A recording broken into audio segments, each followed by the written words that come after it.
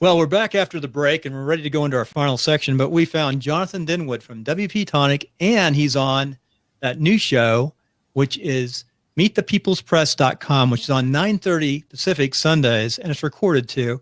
It's our latest podcast, all about, of course, it's all about Meet the Press, and we talk about the issues. And he comes from Jonathan is a SaaS programmer here in Reno, but he's from England, and he's a developer. He's got a question for Tom. Tom, go ahead, Jonathan.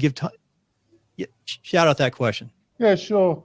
Tom, I was just wondering, we've got any tips or advice about how I could get on other podcasts, that might help me with promoting my SaaS product? Yeah, Jonathan.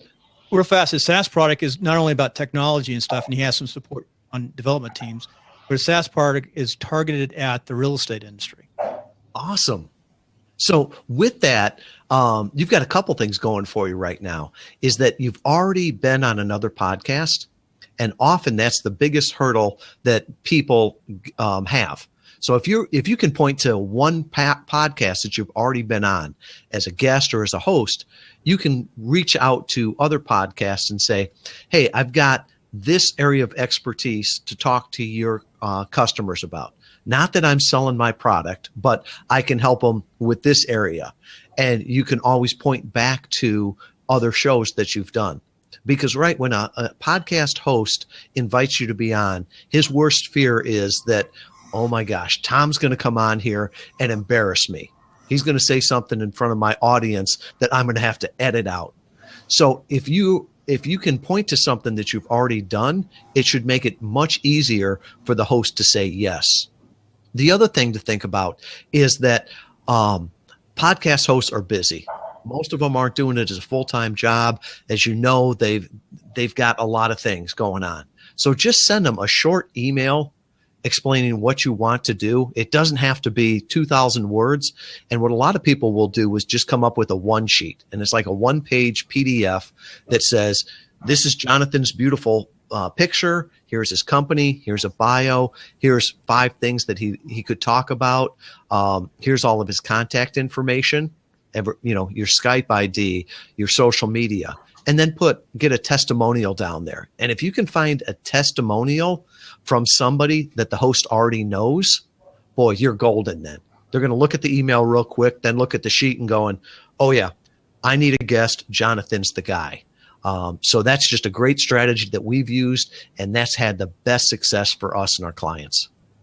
Oh, thanks, Tom. That was great. Well, Jonathan, thank you for popping on with that question, and I'll see you on Sunday for Meet the People's Press.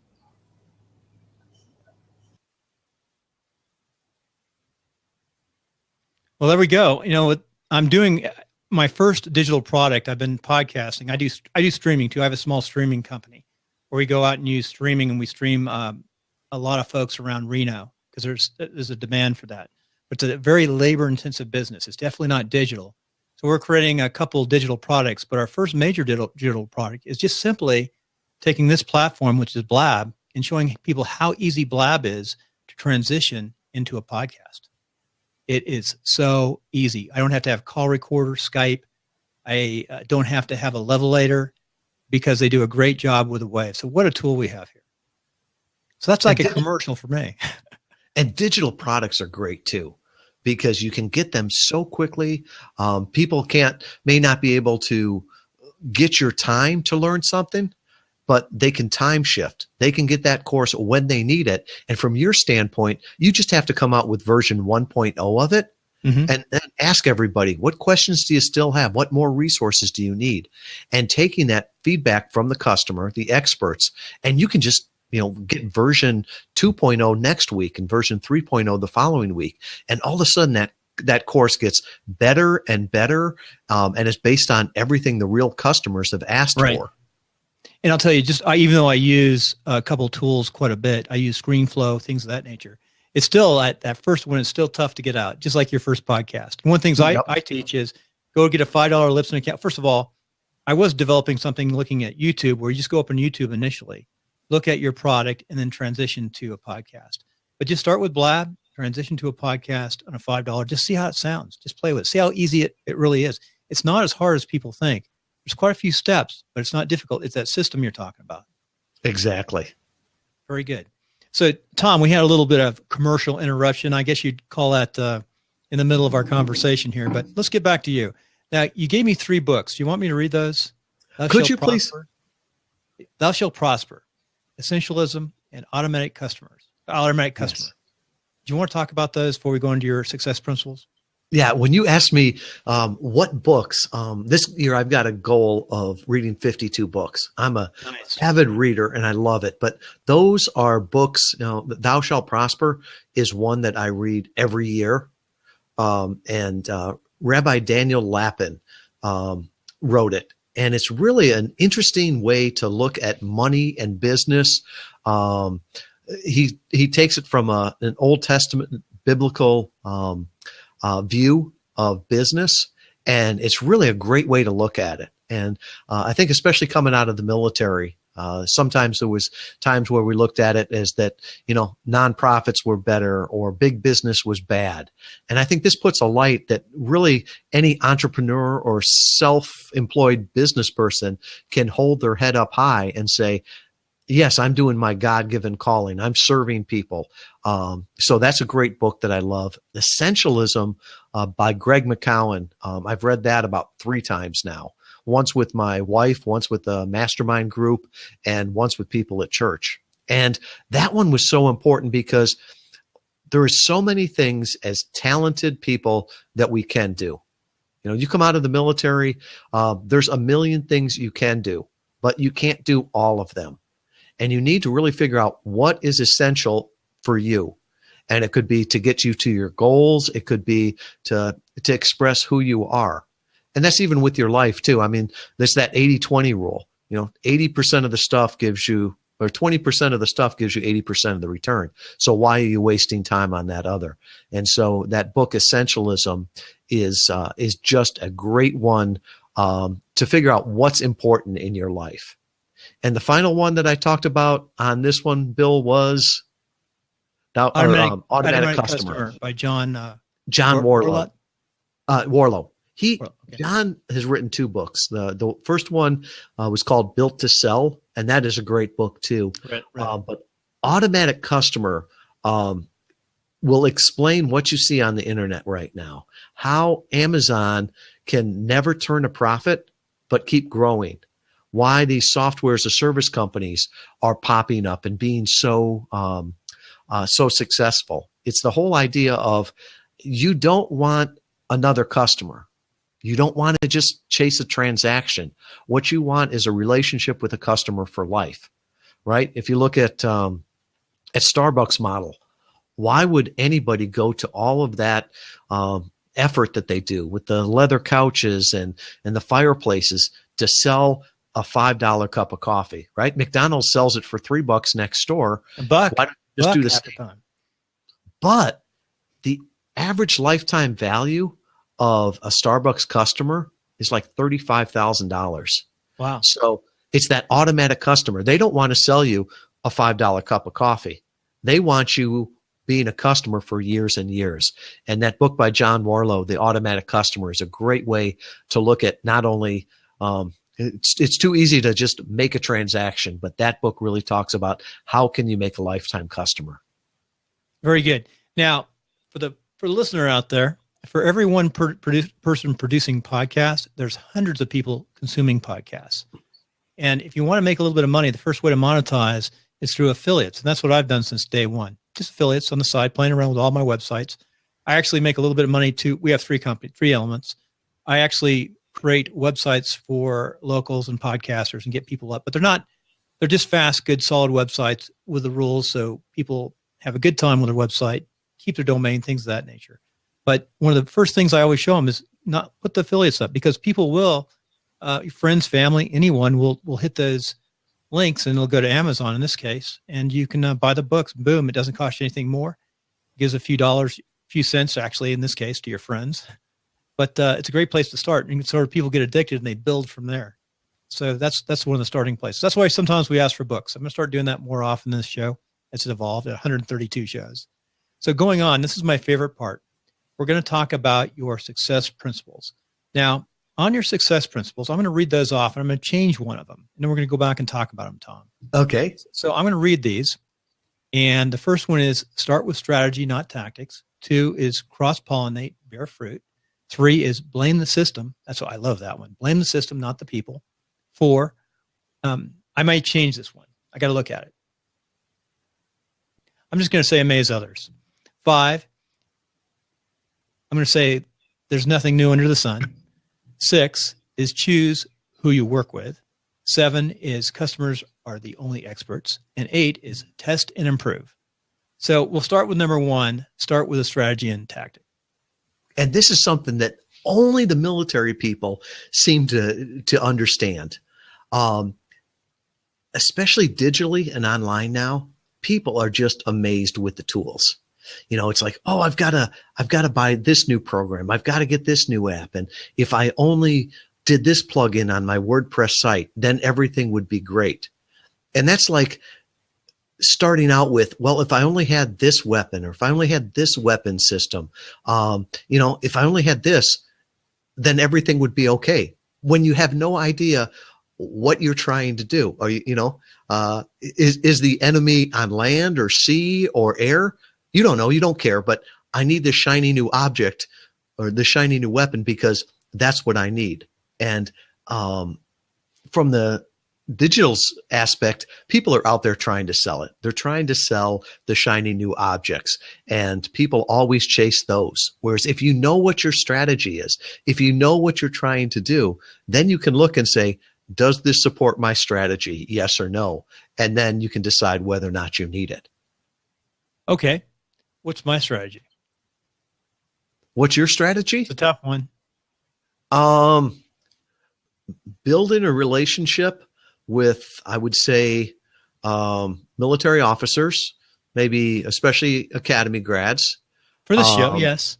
I mean, and helping them, building your thought leadership, and then trying to find questions that they have and pain points so that you can address them and they can give you certificates of appreciation.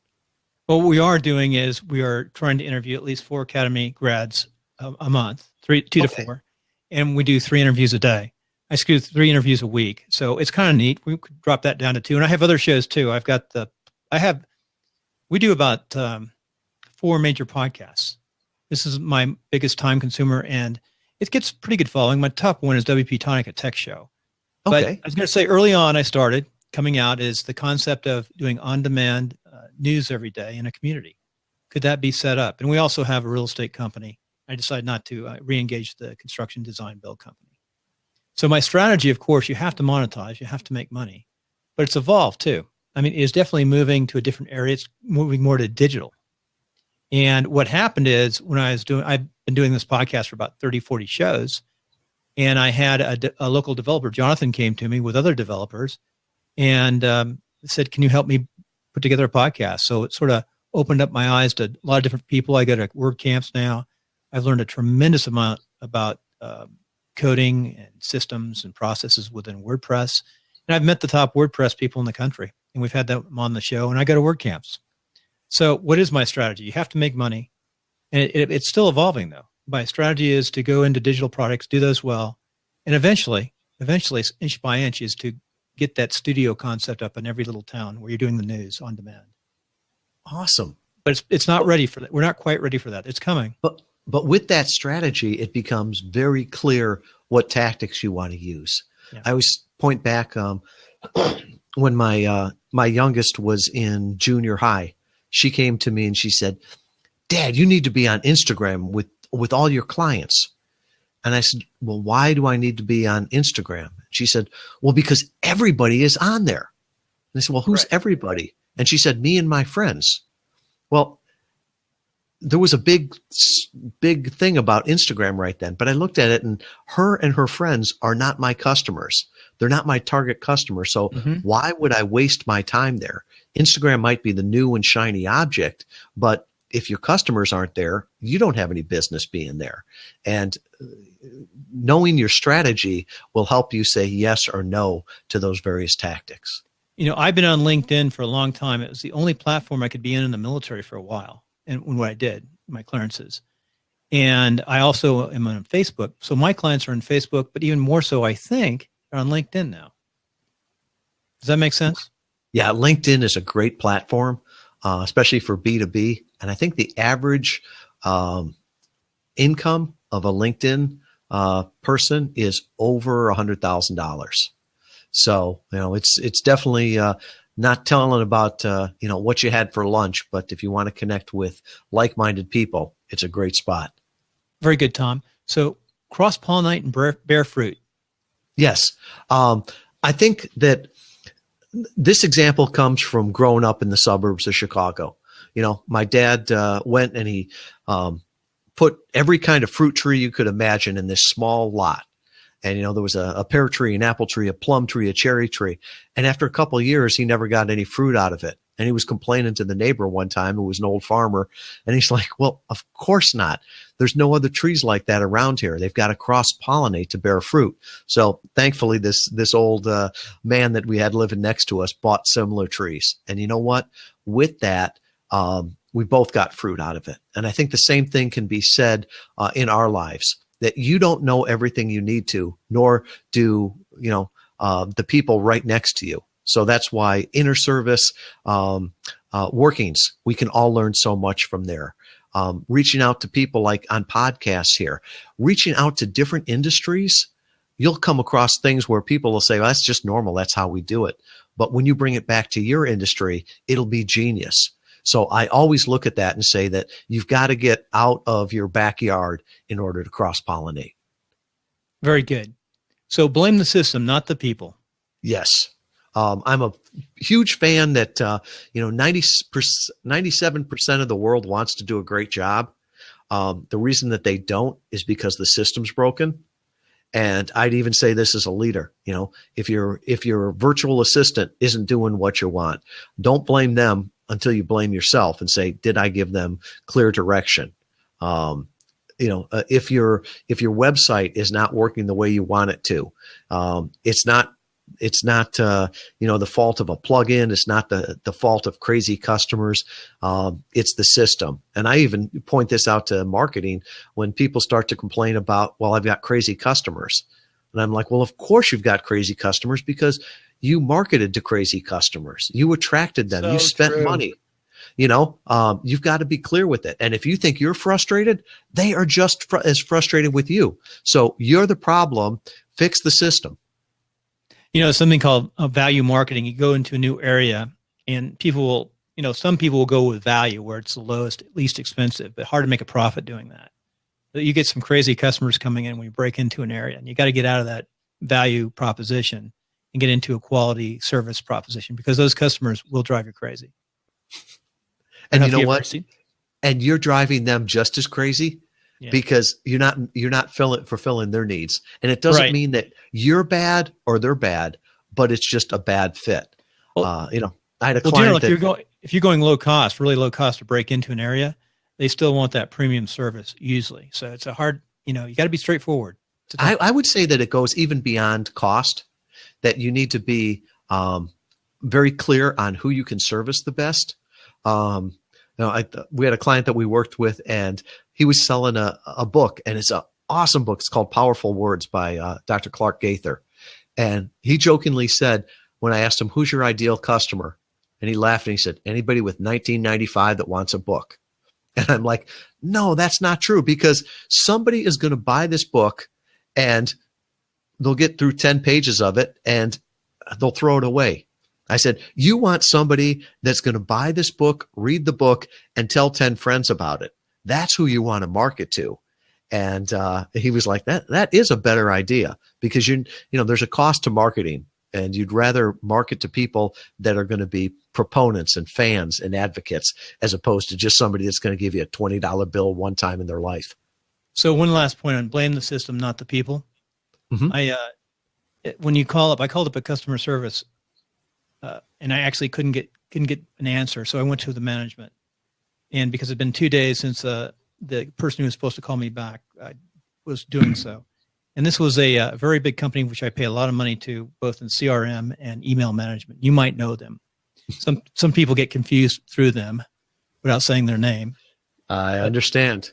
But it's a very difficult platform. That was a softball to throw up to me. Yeah, I strongly urge that consultants, you hire a consultant to work in this area. And I'll say it's an Infusionsoft. But what I want to say, and I hate to use their name and use an example, but they blamed their customer rep for not getting back to me instead of blaming the system. Exactly what you're talking about. I said, no, it's not the rep's fault. It's your company's fault for not getting back to me. And you're the manager. I came across like the old military days there, sort of whatever.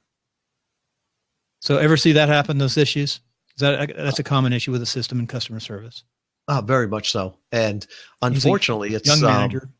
It's easy to blame a person, but it's hard to hate a person.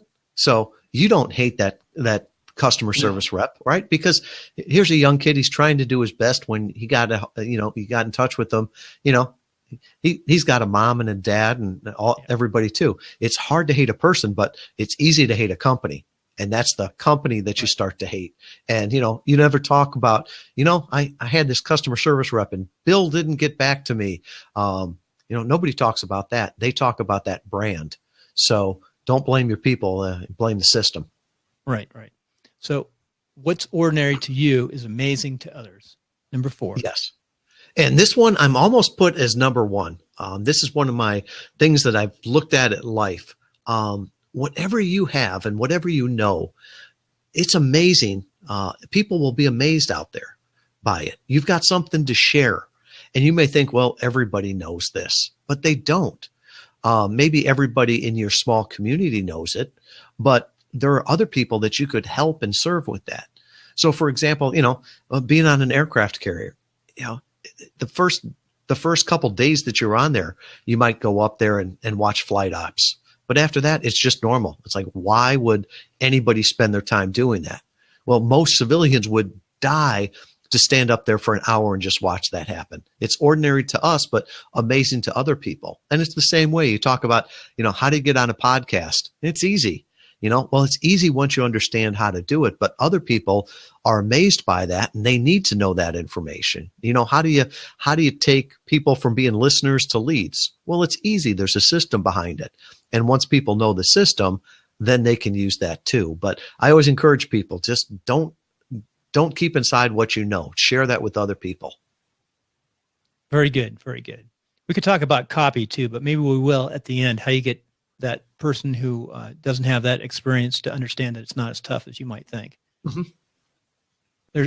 Okay, the next one, I said don't reinvent. I shortened it up, but let me read the entire element. There's nothing new under the sun. Don't reinvent, learn and model. Exactly. And that goes back to that person that you said, copy, and they think it's hard.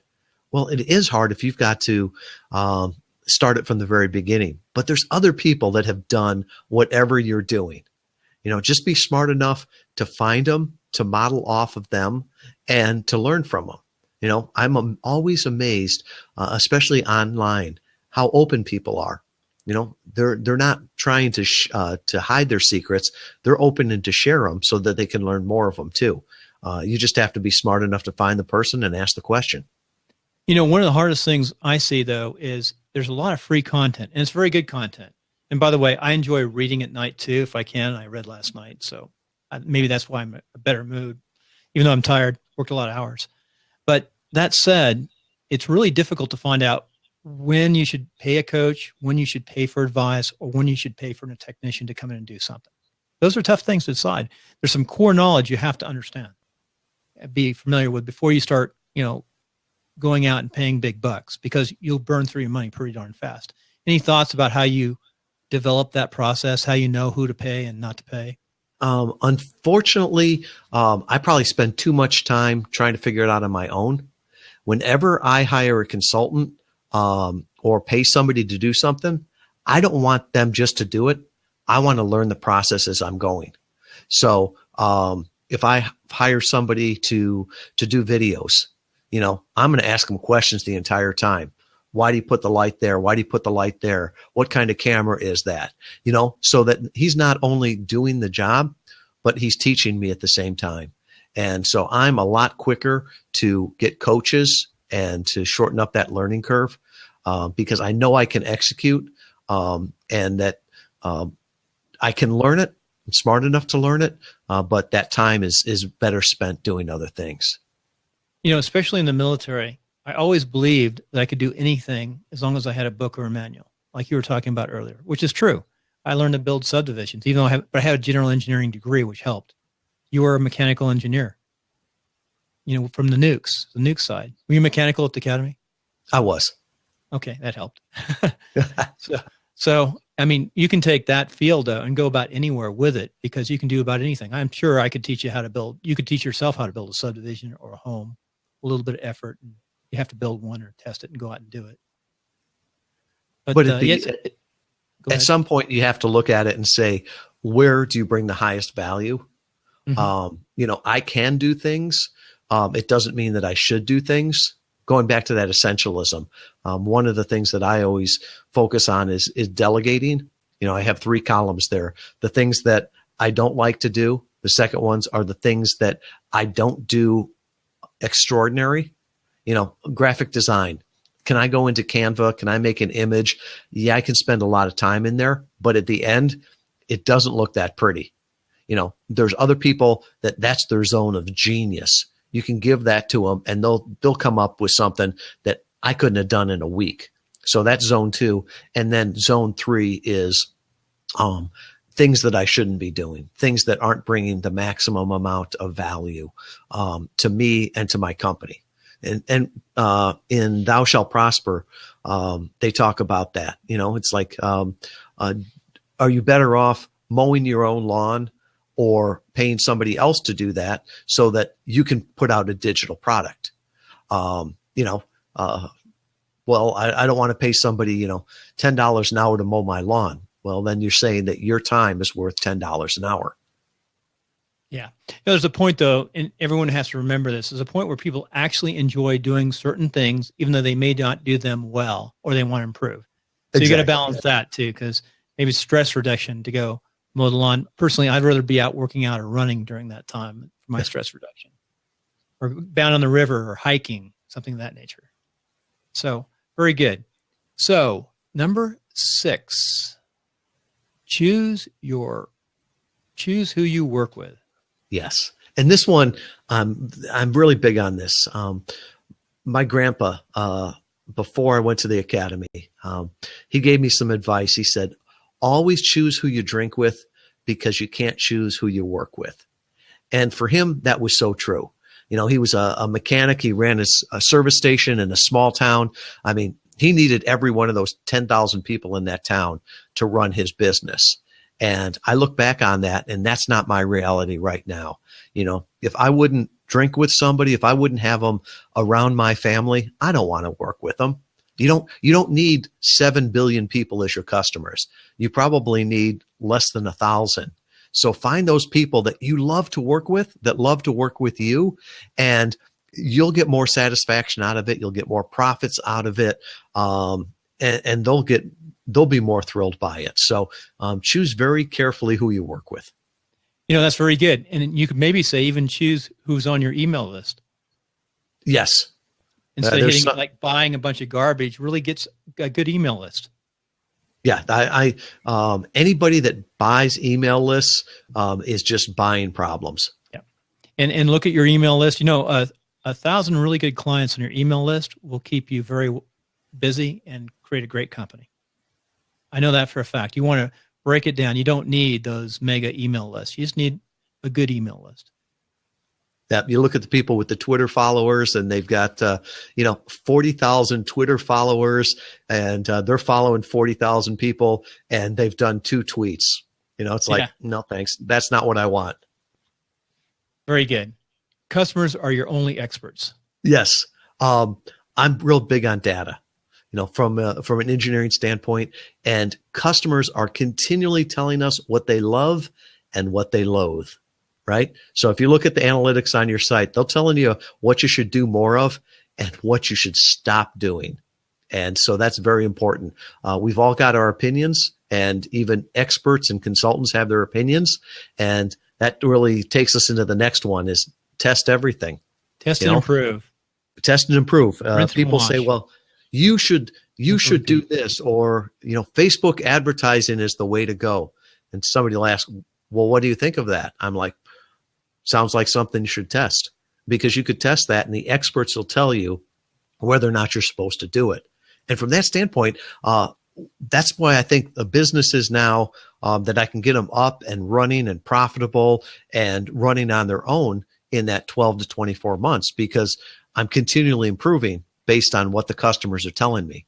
So I don't have to spend a lot of time doing studies. I can look once a week, once a month at the feedback, at the numbers, and realize, okay, this is how I have to tune up this process to get it better. And at that point, it's not magic. It's just listening to the customers.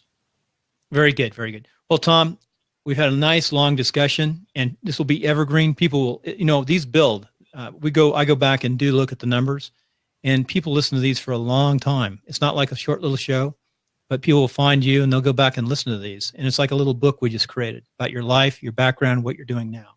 So in closing, to the listener out there who've stayed to the end here, and there'll be quite a few, what do you want to tell them? First of all, I want to tell them how to contact you. Anything else? Sure. I really do believe what's ordinary to you is amazing to me. And I love connecting with people for that cross-pollination. So please do, check out my website at tmschwab.com. All the stuff we talked about is at tmschwab.com/timelines. Reach out to me on LinkedIn. I'm the only Tom Schwab in Kalamazoo. So please connect with me, and I'd love to talk with you. I do a lot of speaking and coaching throughout the country, so I always put that out there. And the first thing I do whenever I'm going to a different area is I say, hey, who do I know there in LinkedIn? And I always try to get together with them either for breakfast or lunch or dinner. So reach out to me, and who knows, you may get some good advice out of it, and I might buy you breakfast someday. Well, Tom, thank you for coming on Timelines. You can see the whole show at timelinesofsuccess.com, or you can go to podcastershome.com. We got the links to this show and all the shows that we work on. And I got one last question. Who's going to win the Army-Navy game this year? Same person that always wins it, Navy. And I'll close with, go Army, beat Navy. Please edit that out. Okay, we're recording. Hi, Tom. Wave to the lab and YouTube folks. Hey, Bill. We're getting ready to do a podcast. It'll be a timeline podcast. And let me do a quick introduction. In fact, I'm going to try to tie it together. I can always cut it and redo your intro. Welcome to episode 132 of Timelines. Today we have Tom Schwab, United States Naval Academy. It's hard for me to say Naval Academy because I'm a West Pointer. But I'll say it anyway. They're a sister branch. They pick us up, I guess, when we need help, and vice versa. So anyway, Tom Schwab, he's an entrepreneur. He's a Naval Academy grad, of course, and he's got a heck of a history and a background to talk about. But first, I want to find out, when you're in high school, what made you decide to go to the Naval Academy? Well, the biggest thing is I was looking at different colleges, and I knew that I was paying for my own.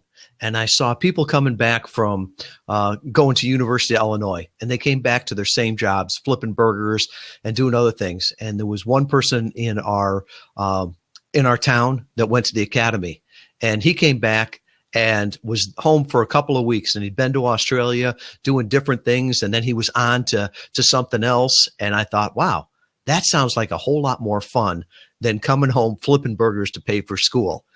So that must have been like sophomore year, and I started to look into it. And I was a Midwest kid. I grew up in the suburbs of Chicago. The farthest west I had been was to see the Mississippi River, and the farthest east I had been was Indiana. So my world was pretty small, and I loved it. I was that same person that came back between their plebe and second class year, and I came back from Australia, stayed at home for a couple of weeks, and then was on to someplace else. So to me, as a Midwestern kid, it was ideal. So it's a busy 4 years, isn't it? Oh, it was. And I loved it. The old joke is they can make it harder, but they can't make it longer. So at the academy, first of all, how did you get into the academy? What did you have to do? Clerical error. That's a good story. We talked a little bit about that. I always say there, I got, when people asked how you got into the Naval Academy, I always say it was a clerical error. Because, I had decent grades in school, did well on the PT test and all of those things. But, I knew I was born without depth perception. When I look through binoculars, I see two images. They don't fuse together. And, that came up on all of the physicals, but somehow I still got an appointment to the Naval Academy. And it wasn't until my first class year that I was there at Bethesda going through a pre-commissioning physical, and I failed that test miserably. And I failed it when the petty officer gave it to me. I failed it when the chief gave it to me. I failed it when the department head of what's that? Now I can't even think of what's vision is called, but when their department head gave it to me, optometry. Yeah, I was going to say orthopedics, optometry. When he gave it to me, he looked in my chart and he's like, "You were one lucky guy." He says, "It's right here in your chart." And he says, "You're not physically qualified to be in the military." And I was thinking, this is my first semester or my first class year. And I'm thinking, am I going to get kicked out? And he just laughed and he said, "No, they've invested too much money in you, but you will never be a line officer." And so at that point I was like, "Oh, this is great. I'll be a CB. I'll go back and get my master's, I'll never have to go to sea. I'll never have to wear a uniform. This is great." But the needs of the Navy are such that I was a mechanical engineer and they needed nuclear power people. So they gave me a waiver and told me that I could either go surface warfare or surface warfare nuclear. And nuke came with a $10,000 bonus on it. So right. That's why I signed up. Oh, it's a good field too. It's a specialty field. How many jobs are there now? You're in the Navy. How long were you in the Navy on active duty? I was at 4 years at the academy and then 5 years after. Okay. So what years were those? 83 to 87 at the academy. And then 87 to 92 active duty. So and that's right in the middle of the turn down when they're just right after the Persian Gulf. They were letting folks go left and right. In fact, they wanted people to get out of the military. It's kind of the way the military goes sometimes. Yeah, I always there's a lot of people that are younger that don't understand that, but I always refer to that as I got out when peace broke out. We right. pulled into the Persian Gulf when we had the Russian trawler behind us, and when we came out, she was gone. And right, the wall came down. Yeah, the Soviet Union had dissolved. They'd pulled all their ships back, and peace broke out. And they were downsizing actually before the Persian Gulf War too. It was the whole time you were in. Correct. Yep. Now you were under Reagan. It was who? Do you remember who spoke at your graduation? Yeah, we had Vice President Bush. Oh, Vice President Bush. Who was there? So it was just after a Navy guy, Navy aviator. That's right. You probably liked it. It was great, and unfortunately it rained, so it was inside. But I have to say that was the first. No Blue Angels, huh? Unless they had little plastic ones or something. No Blue Angels, and it was the first graduation that I'd seen because I always worked it out to get out of there and go on a duty station, so I wouldn't have to stick around for the parades. Yeah. So during the military, what did you learn in the military that's helped you transition in the civilian world? The biggest thing is probably the work ethic and the systems. Oh, especially the Navy. You guys, I know what you guys go through in your shifts. Ooh. Well, especially at sea. You come out of the military, anybody, and I always tell people that is that you come out and you think that if you work 12 hours, you got away with a half day.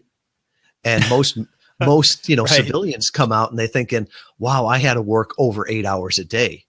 And it's like, so I think you come out with that work ethic. And then for me, it was really that systems idea. I always look back on that and it's amazing. The Navy can take, highly motivated, highly educated people and train them to run a nuclear reactor in about 2 years. If you look at the average age of somebody running a nuclear power plant, it's like 21 or 22. I mean, you look on the average age on a carrier is 19 or 20. So what they were able to do is come up with systems and document it and teach that. And, if you have the systems, you can make things work. If not, it's not the systems it's not the people that break down, it's the systems that break down. So I've always thought of life from an engineering standpoint. So even as I got out in business, trying to figure out what's the system here that we can do, that we can test, that we can always optimize. And that was just a different way to look at life. And it's always been successful in any of the businesses I've been in. So before we leave the ship, what ship were you on? What type of ships? Where'd you go? Aircraft carrier. So I was a plank owner of the USS Abraham Lincoln. At the time, she was the newest and the finest. Now she's just the newest on getting her second tank of fuel. So for the listener out there, the plank owner is the first cruise, right? That you're there when the ship is built. So actually being built? Right. So I was there at commissioning. I was there in the shipyard when she was being built. Where'd they build it? Newport News, Rhode Island, yeah. or excuse me, Newport News, Virginia. Yep, I've been there, seen those huge, massive carriers, and the old carriers hanging out there too. They turn into razor blades. Exactly. Yep. So that's kind of neat. So that was you did one major cruise during your whole time, or how many times you go out? We did all the workups for, which was amazing. To be able to take a ship out and for sea trials and to try to break it and seeing how fast it goes, how fast it turns. All that was amazing. And then we took all classified? her. Oh yeah. I can just say it was fast, and they even covered the speed indicator, so you couldn't quite figure out what the knots were. But that was the only time I saw the reactor up towards 100%. Oh boy! But with that, so we took her then from Norfolk, Virginia, around South America to change home ports to Alameda, California, and as we were going around, the Gulf War broke out. So we came in, got some stores, did some repairs, and then we went off for a Westpac. I might have flown over you back then. I was flying HE-860s, the 129th Air Rescue Wing out of Moffett. Okay. Still had the P3 there. P3s there, and you just go up to Alameda. It's kind of fun little flight there. Oh, I loved it. I was stationed there for a year and a half, and nice. the 6 months that I was there, I loved it. Oh, that's nice. A great place to be stationed. And you get to see a neat part of the world there, neat part of the United States. Yes. It's a lot to do. So you ever get over to Reno, Tahoe? Not too much there. By that time I was married and had a couple kids. So the big thing was going to either San Francisco or Napa, and living so close to the city. Right. We didn't realize how well we had it. We could look out our window and, when it wasn't shaking, from the jet engines being tested in the middle of the night, you could see the San Francisco skyline. That runway, I've landed there and they're always giving bird warnings. It's like a bird sanctuary at one end of it. It's crazy. They've closed it down now, though. I don't know if they decommissioned it. So very good. So anyway, it sounds like you had a good time in the military. You're prime now. You're Academy grad. You can pretty much write your ticket in the corporate world. What did you end up doing?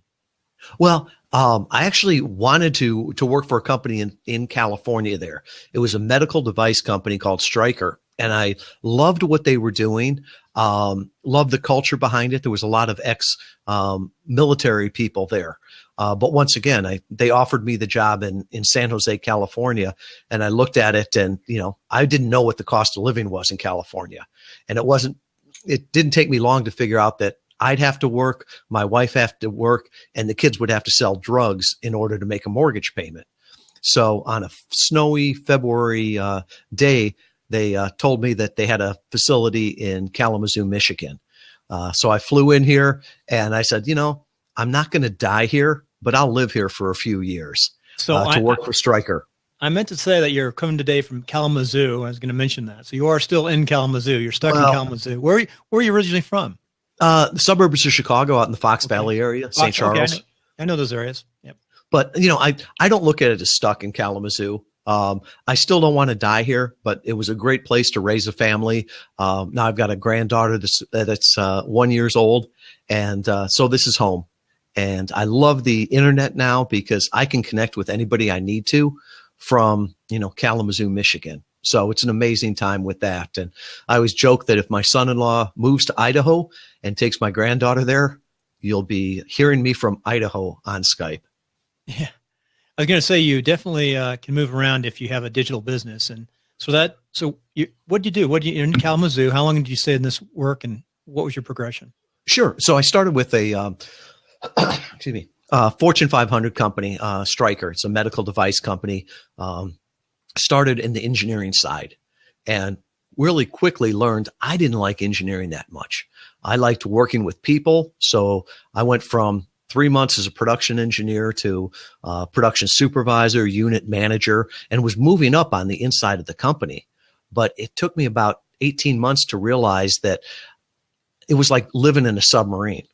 So if you didn't live within 100 yards of me, if you didn't work in the same building that I did, or if you did not sit, 2 pews in front of me or behind me at church, I didn't know anybody. And I just hated that. So with that, I said I wanted to go out and sell. I saw as great opportunities there. And at that time, they told me, no, you can't go from engineering and inside to being a salesman. Nobody that's a mechanical engineer has ever sold for us. So after them telling me no, I wasn't too keen on that. So I took a job with a competitor with a small startup for about 18 months. And after I showed them that I could sell and that I was taking market share from them, that's when they called me back and said, would you like to sell for Stryker? So it was great. I got to sell orthopedic implants, knees, hips, shoulders, all of those things. And it was great because I got to call on orthopedic surgeons in the operating room. It was a lot of fun, thinking on your feet, always something new. And I could draw on my skills with that. So, I was doing that, was doing sales and marketing, worked up into sales management, and then ultimately had the opportunity to get a distributorship for the state of Michigan. And that was something that I always wanted, to have my own business. And, even though I was, the manufacturer's rep for a company, it was still, my P&L. It was still my employees. And so we did that and had a great time with it, built up a great organization, hired lots of ex-military, and just had fun. Then when the economy tanked in Michigan, well, I always say Michigan led the economy or the nation into the Great Recession. The manufacturers came back and said, we want to buy back the distributorships, and we want to cut out the middleman. And that always sounds great until you look in the mirror and realize, hey, I'm the middleman. So we had the opportunity to sell back the distributorship, but we had a small sideline business. And it was really something that our customers, our doctors had asked for. And it was helping people, stay compliant after surgery. So we looked at that and said, hey, can we take this business and can we grow it from a regional player to something bigger nationally? And the biggest decision on that was really the feedback we got from our customers. I always say, customers are the only experts out there. You and I have opinions on our business, but the customers will really tell you what's important. And most of these units we rented, and half of the units that would come back with thank you notes. So I looked at that and said, we're making good here. We're doing well. How can we expand this out? And so really in 2008, that's when I started to really pivot and go into more of the online space. So 2008, 2007, 2008, the market was turning. Banks were having problems. There was a big crash. I actually know a major, no 4, who put all his money into the stock market and lost $800,000 while he was on a tour in Afghanistan. It was a rough year, wasn't it? Exactly. He recovered somewhat, and he'd recovered from that, but because he kept his money in the market. But it was a really rough year. So how do you transition out of those years to make money? How you're surviving? Well, with that, we had sold the distributorship. So we had that base. And then, with the tools of the internet, everything that we added was incremental sales, incremental business. So at that time we had I'd run across a book called Inbound Marketing by 2 smart guys out of MIT. And what their thought is that nobody wants to be sold. Everybody wants to buy to solve their problems, but nobody wants to be sold. So that people go on the internet to find answers to their questions. And their thought is the people that are going to win going forward are not the ones with the big budgets that can spend the most on advertising or pay-per-click, but those people that can answer those questions with content, things like blogs, this podcast that we're doing right now. And those people would gain thought leadership, they'd gain trust, they'd gain authority, and ultimately they would not only get the sale, but they would get the lifetime value of that customer too. So we really followed that strategy, and we did a minimally viable test with it. And in 90 days, we were amazed that we saw all kinds of traffic, leads, and customers from it. So with that, we doubled down on it, and we were really the first company to really use inbound marketing to grow an e-commerce business.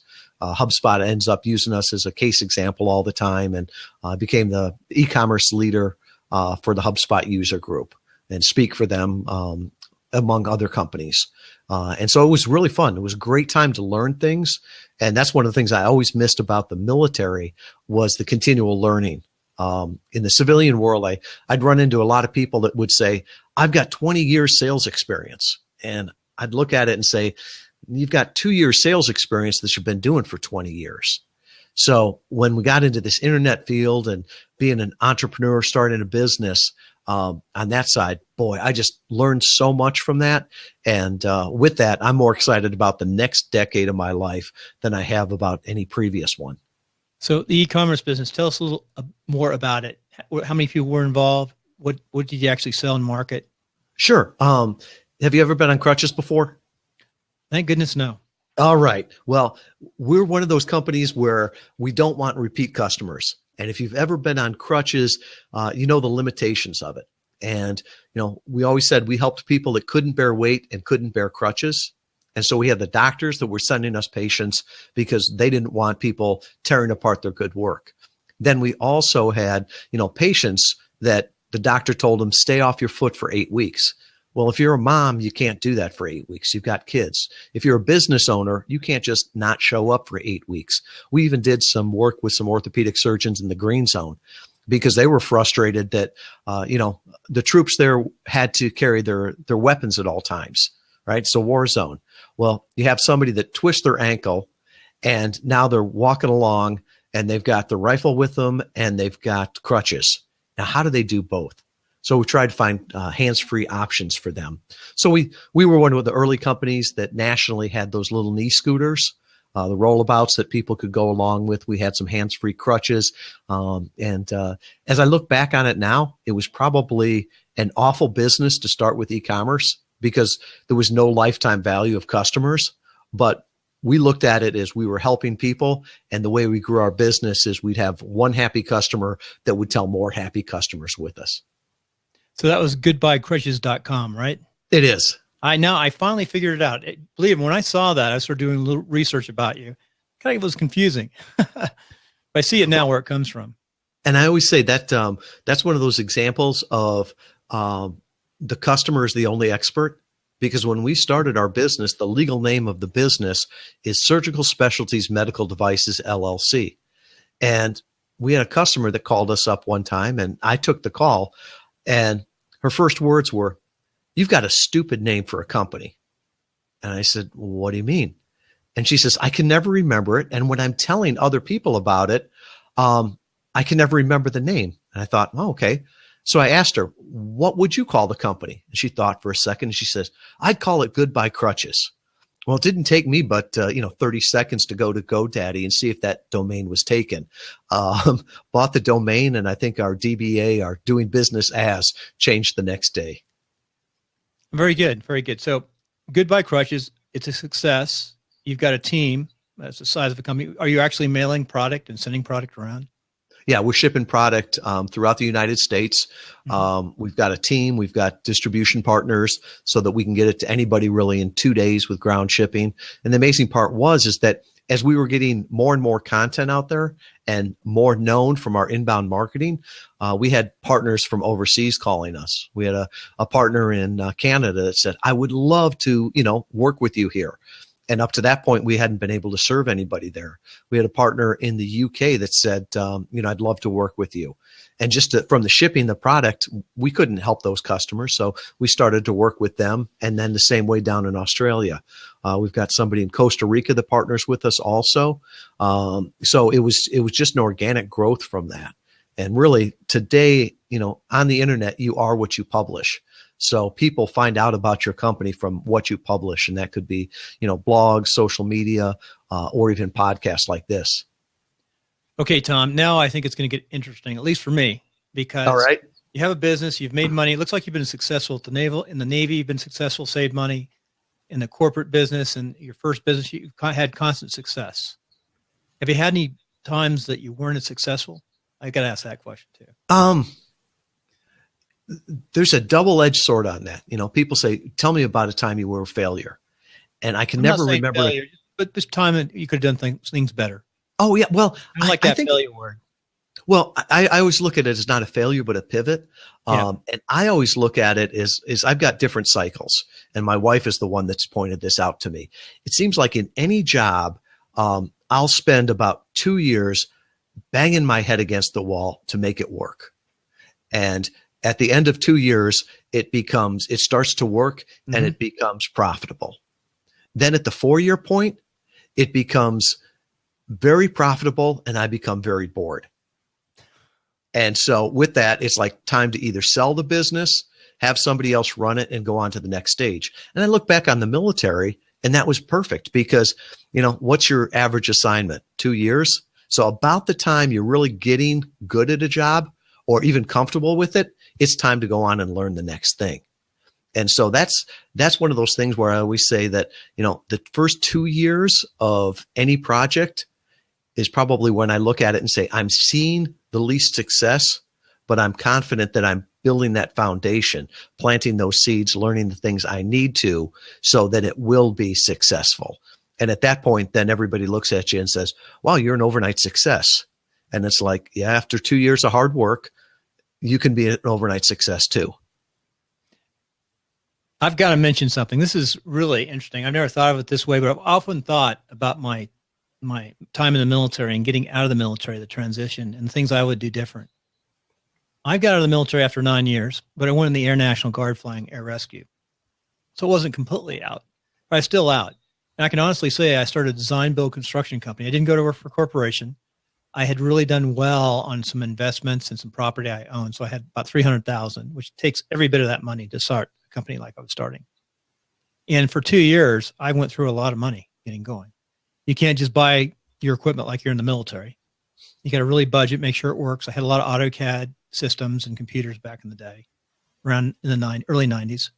But it took me about 2 years to really become profitable and really do some nice things. I had a couple small subdivisions, won an award with a custom house in my 4th year.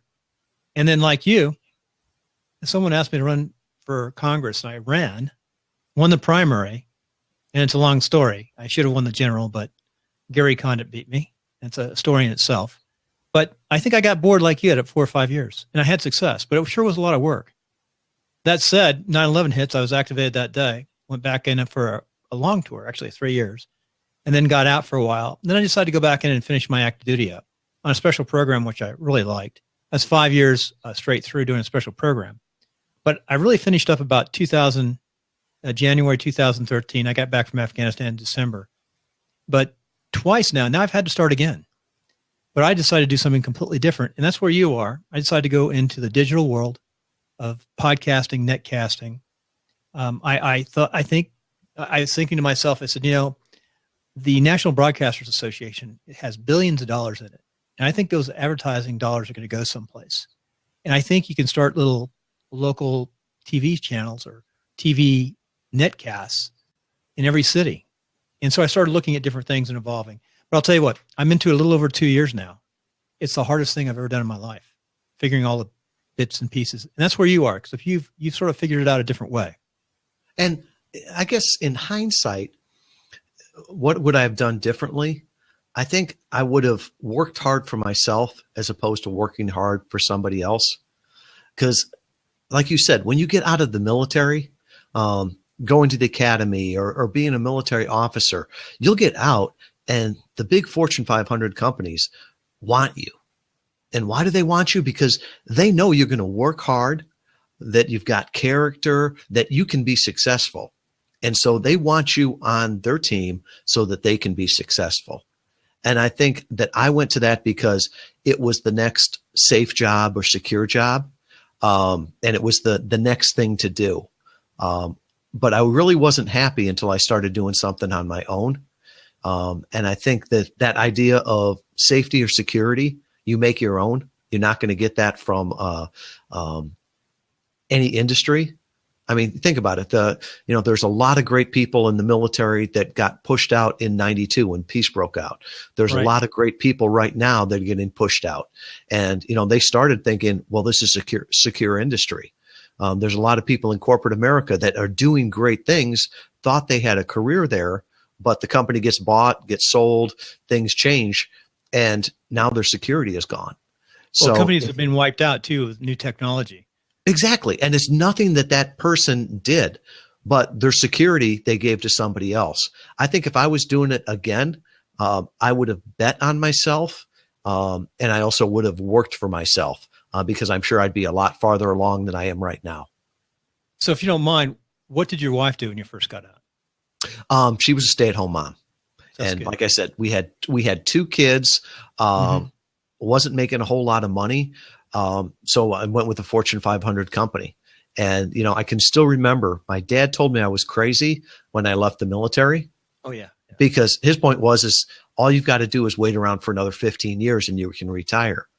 And then I spent, a couple of years at a Fortune 500 company and had a wife, a couple kids, and a mortgage. And I wanted to go off and sell on straight commission. And my dad once again told me, you're crazy. You've got a steady job here. All you've got to do is, put in another 20 years and you can retire. And, he may have been right. I may have been crazy, but I know I was happier going after my own thing. And ultimately, life is too short. I can't imagine this last, 20 or 30 years just putting in time, waiting until I can retire. I just turned 50 years old and I've got no plans to retire. I sort of look at it as I'm semi-retired right now because I'm doing fun stuff with people I love and I'm getting paid for it. It's like, why would I retire from this? To drive my wife crazy? That would be the only thing. So, a friend of mine, Dan Miller, from 48 Days to the Work You Love. I mean, he's 68 years old. And if you talk to him, he'll tell you what he's got planned out for the next 2 decades.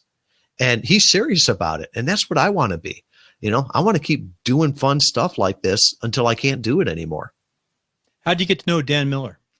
Was in a I am in a mastermind with him. He put one together a couple of years ago, and a friend of a friend knew him, and I got invited to that, and we've gotten to be friends from that. Very good. I know he's one of the top leaders in the digital online podcasting community. He's a great man and just shows how you can do it, and that whole growth mindset, and that there are no competitors out here. It's really just people to work with, and that servant's heart. I mean, he started doing content marketing and inbound marketing before anybody had that term. He was out there doing a podcast or a radio show.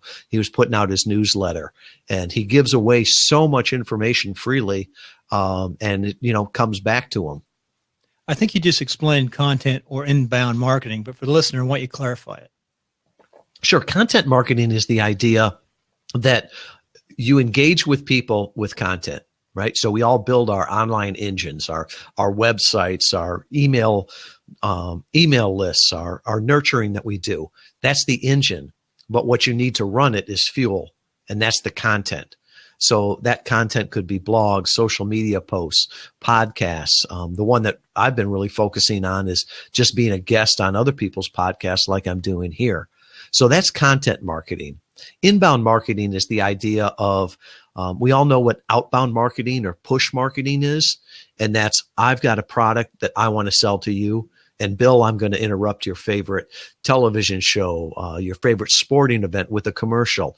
I'm going to put up a billboard just so when you drive by it, maybe you'll buy my product. And it's interruption marketing. And everybody, I would say nobody really likes it. Inbound marketing is different. It's sort of a pull. And it's the idea of, Bill, if you've got a question, I want to be the first one that has the answer to that. So when you go into Google and put your question in, I want there to be a podcast that shows up with me in it. I want there to be a blog that shows up, maybe a free infographic or a PDF, something. And the idea being with that is that you can attract people with that content, and then you engage with them and help nurture them through that entire buying cycle. So it's not a sales funnel anymore. It's a buyer's funnel. How can I help you solve your problem? Because if I can help you solve your problem, at the end of it, you're going to be delighted. You're going to be so delighted that you'll give me certificates of appreciation. As Rabbi Daniel Lappin calls them, certificates of appreciation look just like dollar bills. And that's really what inbound marketing is all about. Very good. So driving on, that sort of puts us where we are today. What are you doing today? How long have you been doing it? And exactly what is it? Sure. About 2 years ago, I took an ownership role in Goodbye Crutches. So promoted the people on the inside to run it. I took more of the owner's role in it. And I'd had so many people requesting from me, well, how did you build your business with content and with inbound marketing? And can you help me do that? And I was really energized by that, helping other people's businesses and getting that idea and that strategy out there. So I started a consulting firm called Inbound for E-commerce. And once again, I think this is funny because most of my clients don't know what inbound marketing is when they come to me. And the other ones don't consider themselves in e-commerce. But I look at it as if you're trying to make money on the internet to monetize what you're doing, that's e-commerce. So we've got coaches that are trying to get their message out there and to get more clients. We've got authors that are trying to launch their books. We've got, nonprofits that are trying to get more donations for their cause. We've got e-commerce companies and manufacturers that are trying to connect with their customers, not just to get a transaction, but to get a lifetime value. And so we help them work with inbound marketing on that. And the thing that we've really been focusing on this last year is helping people attract more visitors, engage more leads, and convert more customers by being a podcast guest. Because you think about it, marketing is nothing but starting a conversation with your ideal customer. And blogs used to work really well for that, but they're really saturated now. And so we did some testing and we found that just being a guest on a podcast converts 25 times better than blogs. So if you can get on a podcast that your ideal customer is already listening to, you can tell your story, you can build that know, like, and trust. That's your best flow of new customers. And so we've been teaching people how to do that and do it now through an online course that teaches them. So your online course actually teaches people how to get on podcasts? Yeah. And it's the thing is getting on podcasts is actually not the hard part. You can get on a podcast, but you won't get business from it because it's got to be part of an entire system. You need to get on the right podcast. You need to be able to say the right things so that people get to know, like, and trust you, that you don't turn them off. And you want to ultimately turn them from being a visitor to being a listener to a visitor, and ultimately being a lead and a customer. Very good. So what's the name of the business and what's the website? Sure. The website is tmschwab.com. That's the easiest place. Figured that's what I went by in the military, and that's what all my friends and clients know me as. So it's just tmschwab.com, and I'll give you an example of how this works. So here I am on a podcast talking about my experience in the military, talking about how I've grown my business with podcasts. So now I've got your attention. Well, either I've got your attention or I don't. But if you want more information, there's only so much that I can do on a podcast. But I could tell you to go to tmschwab.com/timelines. And there'll be a page there just for Bill's listeners. And, whether or not you listen to this the day it airs or 2 years afterwards, you're going to find out all the information we talked about. There'll be an infographic there that shows you all 6 steps on how to take people from being listeners to leads. There's a place where there's a 30-minute video training, and you can listen to that, and it'll take you through that entire thing. There's a place where you can sign up to get a free copy of my upcoming book that's on this same subject. So this whole idea, so if you look at it, I'm on a podcast that has my ideal customers on it. I'm getting people to know, like, and trust me. Now I'm taking people from listeners to being visitors to my site. And if people go there and want the information, then they become leads. So that's how the system works. Very good. Plus you get to meet other people like me. Oh, podcasting is amazing. We'll see each other someday face to face. Small world. Podcasting is a small world. The top folks. There's an article in Fast Company that came out about a month ago, and it talked about podcasting as being the new networking. And just think about it. You know more about Bill than a lot of people maybe that worked with him in the military, right? Because you hear him every week, you hear him talking about different things. So there's that connection there. And I'll put a link to that article in there also on the show notes or on the welcome page. And that's something to look at. So even if, you don't want to do a podcast, if you've got a service or a product or something to offer people, you could be a podcast guest and get in front of those customers, because, anybody that tells you that doing a podcast is easy, has either never done it or never done it well. And, the great ones like Bill make it look easy, but I can tell you, my hat's off to him, that all the hard work that he's put into this. So, once again, we'll let the Army do all the hard work, and then I'll come in and make it easy. So I'll let you do all the work, and then I'll come in for the half-hour interview and get the benefits from it. I think it's a great idea. Hey, this is a great time to pause for a minute, but beforehand, we've got Jonathan Denwood, which I'm going to invite him on at the end if he's still here. He's my co-host on WP Tonic. We're on that new platform called Blab, and I see you have some experience with Blab too, because you've got some people you're following and people are following you. But this is an amazing platform we're on right now. I love Blab. I was a big fan of Periscope when it first came out, but to me, Periscope was a dialogue, or it was a monologue. And Blab, you have the opportunity to have dialogue with people, and really, that's all. That's all it is. I mean, what the tools of the internet are supposed to connect people. They're not supposed to replace people. And that's one of those big things that even in the automation that we look at in our businesses, it's supposed to amplify what you do, not replace what you do. So I'll add one more thing to that. We're producing a podcast on Blab, and I'll tell you what, it makes it a lot easier now than when I first started to create podcasts because of this platform, especially interview format. So with that, I'm going to take a pause for a minute before we go into the next section, which is all about your success and leadership principles and the books you've